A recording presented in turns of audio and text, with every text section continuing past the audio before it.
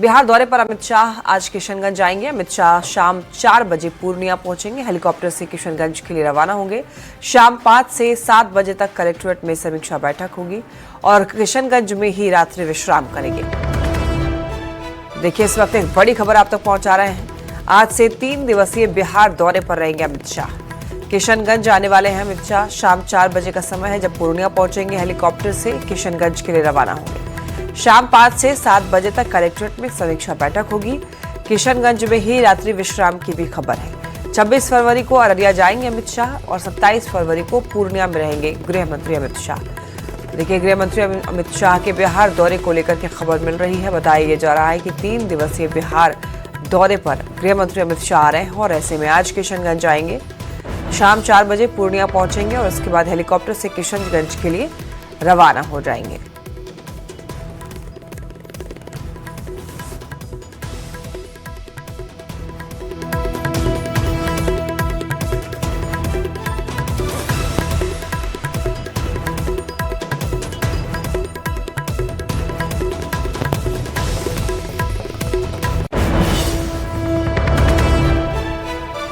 केंद्रीय गृह मंत्री अमित शाह आज से 3 दिवसीय बिहार दौरे पर आने वाले हैं और इसको लेकर के तैयारियां तेज की जा चुकी हैं।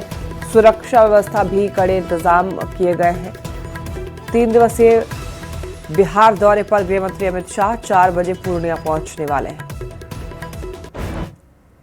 केंद्रीय गृह मंत्री अमित शाह आज से 3 दिवसीय दौरे पर सीमांचल आ रहे हैं और इस दौरान सीमावर्ती सभी 7 जिलों के डीएम और एसपी के साथ अमित शाह मैराथन बैठक करेंगे। फोकस सीमांचल पर रहेगा। हालांकि उनके दौरे के पहले ही सियासत तेज हो गई।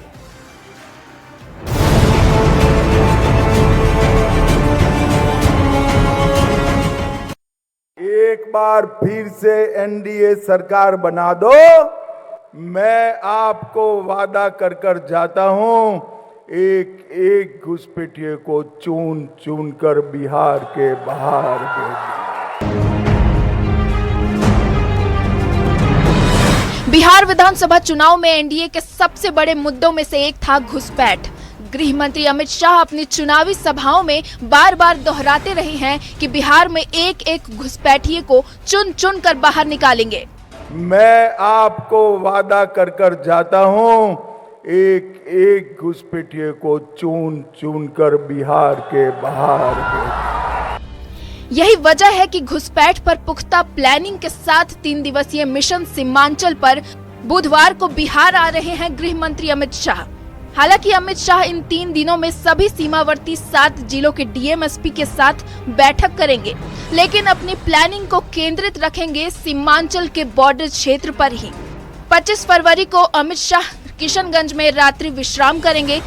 26 फरवरी को अररिया जाएंगे, जहां भारत नेपाल संबंधी मुद्दों पर सीमावर्ती जिलों के एसपी और डीएम के साथ समीक्षा बैठक करेंगे। 26 फरवरी को पूर्णिया में रात्रि विश्राम करेंगे, जबकि 27 फरवरी को अमित शाह पूर्णिया में ही बैठक करेंगे। इन जिलों में घुसपैठ की समस्या और डेमोग्राफिक बदलाव पर चर्चा के आधार पर समीक्षा रिपोर्ट के मुताबिक एक्शन प्लान तैयार होगा, जिसके बाद घुसपैठियों की पहचान कर एक एक कर उन्हें बाहर निकाला जाएगा। हालांकि शाह के बिहार दौरे के पहले ही सियासत तेज हो गई है, लेकिन सीमांचल में एक भी घुसपैठी नहीं है। विपक्ष के नेता शाह के दौरे की मंशा पर सवाल खड़े कर रहे हैं, तो एनडीए नेताओं का कहना है कि अगर घुसपैठ हुआ तो आगे की कार्रवाई होगी। कोई घुसपैठ नहीं करेगा, गलत करेगा, देश के हमारे साथ कोई रहेगा, उस पर कार्रवाई की जाएगी। सालों से ये आरोप लगता रहा है कि सीमावर्ती जिलों, खासकर सीमांचल में घुसपैठ की वजह से डेमोग्राफी चेंज हुई है। अब जबकि घुसपैठ पर एक्शन की बात हो रही है, तो सियासत तेज हो गई है। न्यूज़ 18 के लिए पटना से आनंद अमृतराज, शैलेंद्र कुमार और पूर्णिया से कुमार प्रवीण के साथ ब्यूरो रिपोर्ट। केंद्रीय गृह मंत्री अमित शाह आज से 3 दिवसीय दौरे पर सीमांचल पहुंच रहे हैं। अमित शाह 26 फरवरी को अररिया पहुंच रहे हैं और यहां पर गृह मंत्री 11 बजे अररिया के नेपाल बॉर्डर की सीमा चौकी लेटी में आयोजित कार्यक्रम में शामिल होंगे। उसके बाद अररिया समाहरणालय में समीक्षा बैठक करेंगे। अररिया परमान सभागार में चल रही तैयारी का जायजा लिया है न्यूज़ 18 संवाददाता सतीश कुमार ने।